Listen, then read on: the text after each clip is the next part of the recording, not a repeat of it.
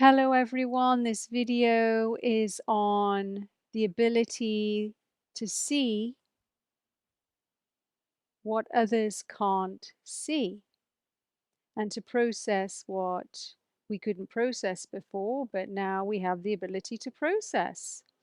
And so it's a celebratory video because the vibe on the planet's very high now and nothing can hide. And so things that were unseen in the subconscious or in our trauma that was passed down through generations, the generational trauma, the ability to perceive finer levels of reality, the ability to go inwards and go even deeper, and through going even deeper, connect to something much greater than the body. So, our ability to do all of those things is much more fluid, more fluent, more easily done. And so, we can celebrate that.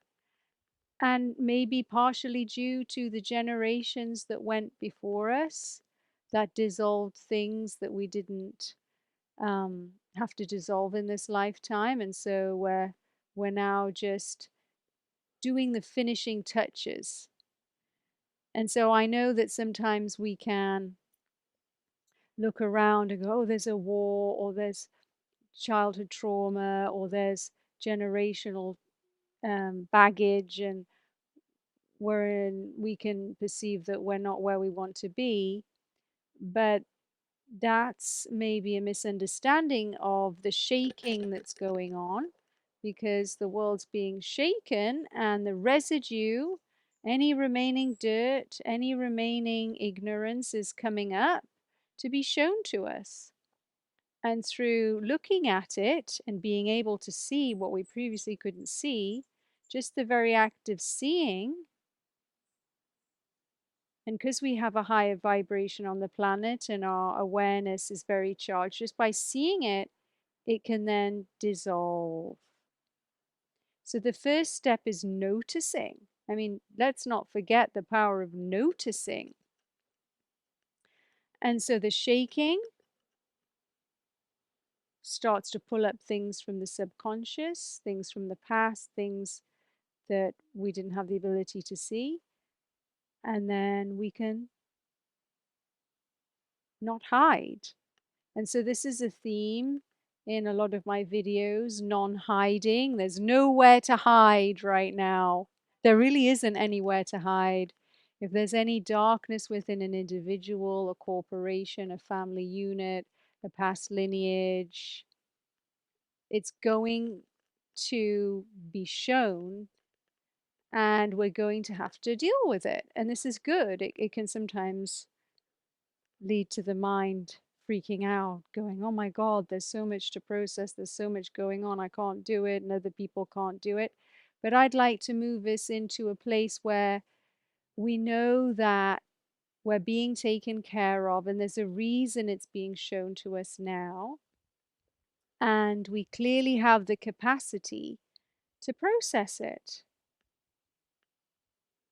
So it's a celebration that we do have the ability to do that.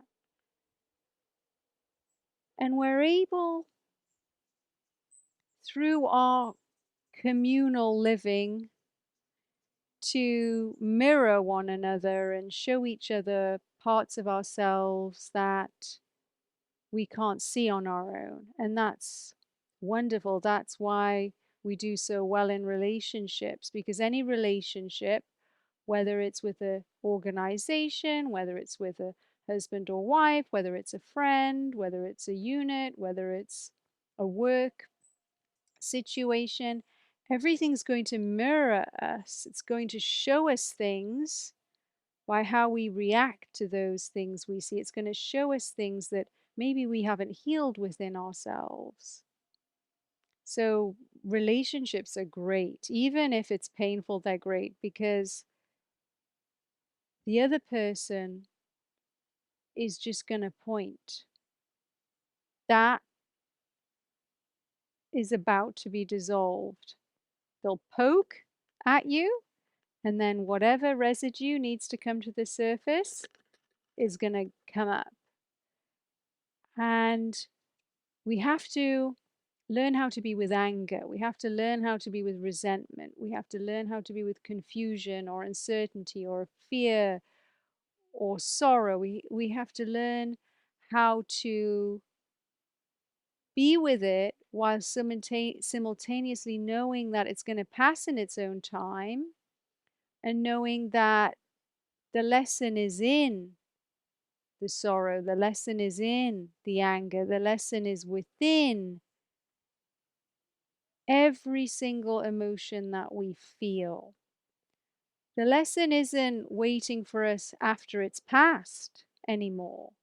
Everybody was looking for the lesson in the stillness. Everybody was looking for the lesson in the meditative bliss. Everybody was looking for the lesson in some higher states of consciousness, some celestial astral traveling. But now in this new world, the lesson more so than ever is within the de-stressing.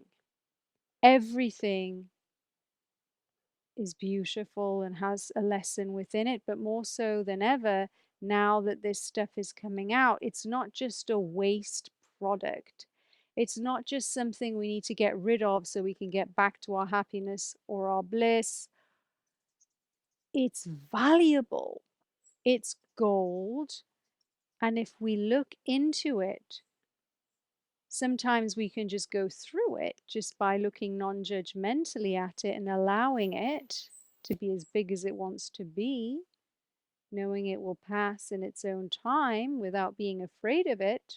Or we might get insights into why we're angry or how we're connected to that other person, and that other person that's made us angry is actually a gift that has been sent to us from our higher selves to show us what needs to be healed. And so we are each other's gurus, we are each other's teachers, we are each other's helpers. In a unity perspective, there's no difference between oneself and the other. It's a thread of difference, but it's really not that consequential. And so if that other person is you, that other person's been hired by you to show you what needs to be dissolved. And so if you don't like your boss, if you don't like where you work, if you're upset with your husband or wife, if your friends irritated you, great. Look at that. And you will learn so much about yourselves. Yes, we can go for a massage, we can go to a meditation class. You know, some of us might decide to just check out because we don't want to deal with the emotion, and smoke some weed or go and meet somebody and have a one night stand, or, you know, down a bottle of gin, or whatever our favorite method is to not want to receive the gift, because that's what it is. It's a gift. The gift isn't the alcohol. The gift isn't the hot woman that we want to go to bed with. The gift isn't our escape route. The gift is the pain. The gift is the suffering, and that can be transmuted and is being transmuted at all times by either yourself or someone else. Because if you're not willing to do the work to see the pain, that pain will just get transferred onto somebody else. That's how generational trauma gets passed down, down, down. Nobody's doing the work. They're given a gift and they go, I don't want to open this gift because this gift's anger. Let me give this anger gift to my daughter. Oh, I don't want to open that anger gift and resentment gift. Let me give that anger and resentment to my son. There we go. He doesn't want to open the anger or resentment gift. So he gives it to his friend, and it goes on and it goes on and it goes on. But the vibe is now so high that we have the capacity to open the gifts. So it's a celebration that we're no longer afraid of things that previously we didn't want to see, or that were hidden, or we just didn't have the capacity to cope with.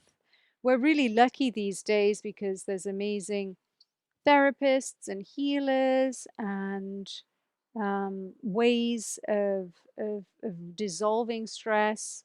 We know more. Science is helping us too, as well. We can study the brain. We can know why we suffer and what might help. And alongside that, we have the meditation and the mindfulness, and for some people, really advanced meditations. So it's great news. And while a plane flies above the sky, I will just channel a little more about feeling what others don't want to feel.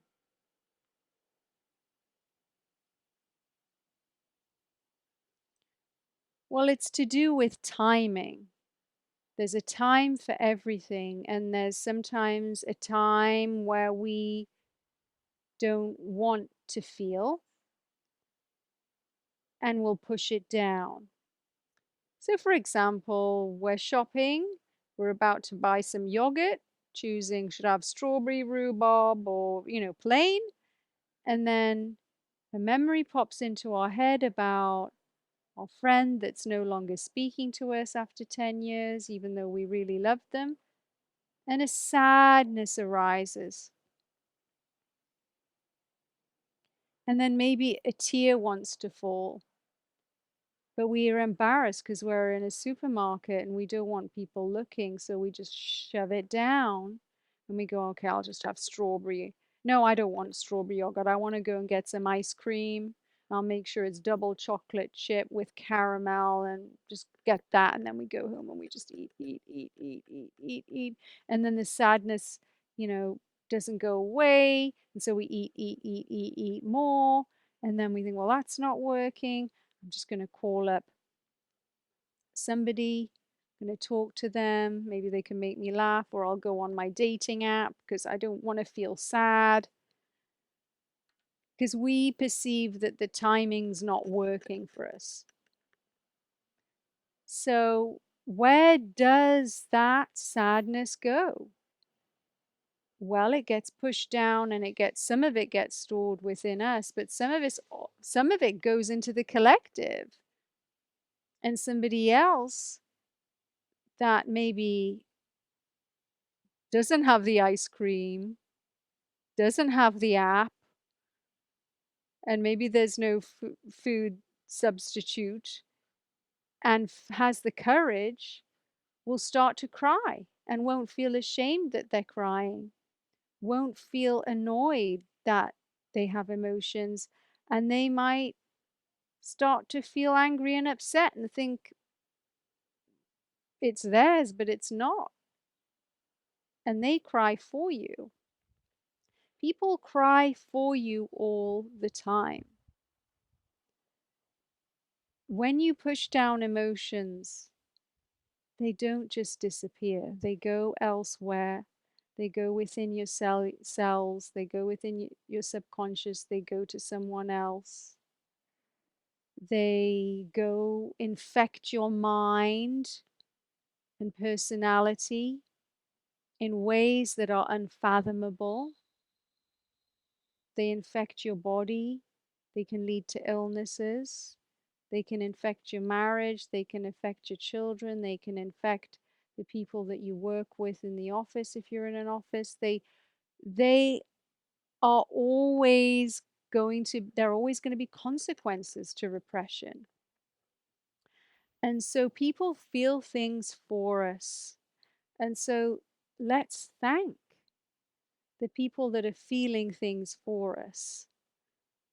Not everybody has the capacity to meditate, they don't have the time, maybe they don't have the tools, they don't have the therapeutic resources, they don't have the healthy food, the healthy air, the healthy lifestyle to be able to manage the stress. They might have no other option but to push it down and to get in their car and go to work and to feed the kids and make sure that things just carry on. There's a hierarchy of survival needs.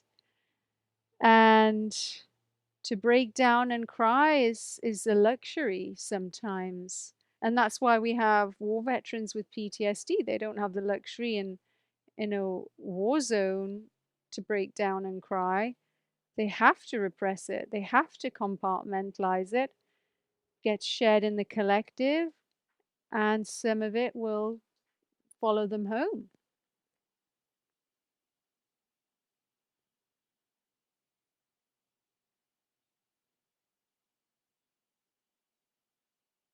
When we're in a therapeutic relationship, the therapist or the healer can feel what the client is unwilling to heal and feel. So any therapists out there, make sure that you have the tools to dissolve that. And things change.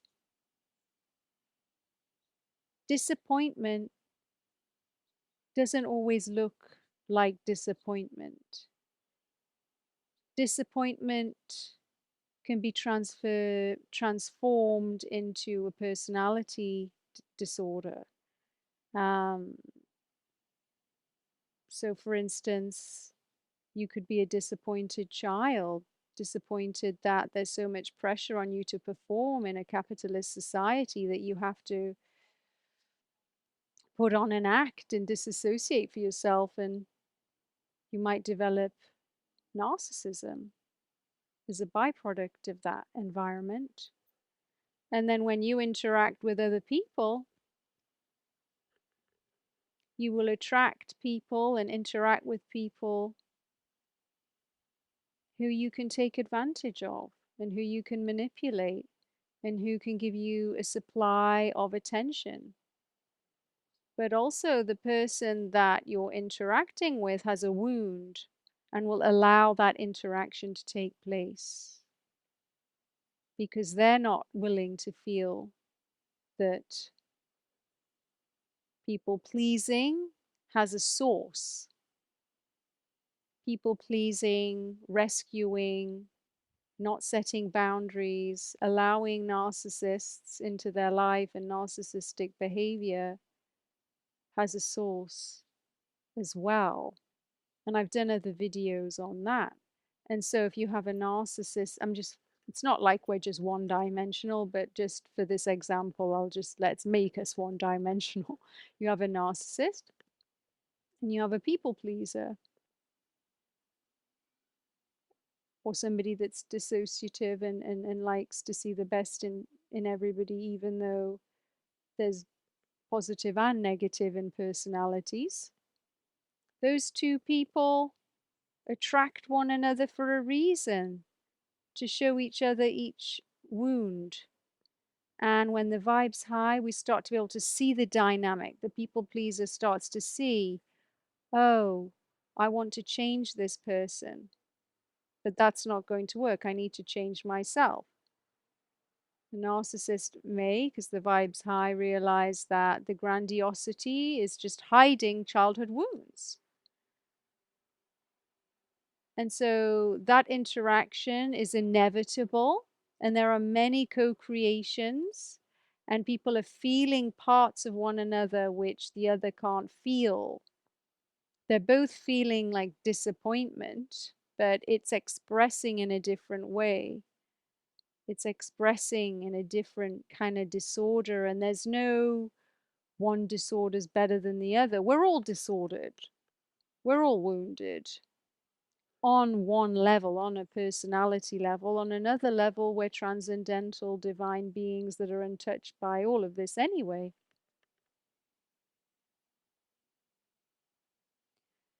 But we can thank whoever we interact with for showing us who we are at a deeper level. And giving us the opportunity to heal.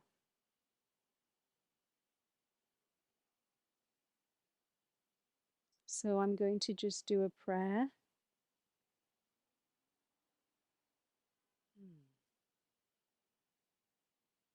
And the prayer is that we all realize how united we are and how we're a gift to one another and how we mirror one another and show each other parts of ourselves that might need to surface and dissolve. Nobody's better than anyone else, and may we all realize that nobody's better than anyone else and that we're all gifts to one another.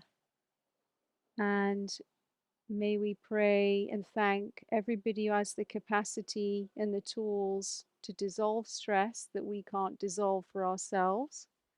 Sometimes those are humans, sometimes they're not humans, sometimes their intelligence is from beyond. We invite those intelligences from beyond to dissolve things that we can't dissolve for ourselves as a human race. And for any human that is in therapy or is meditating or is looking inward, we thank you for the work you do and hope that nature supports you to continue. Jai Guru.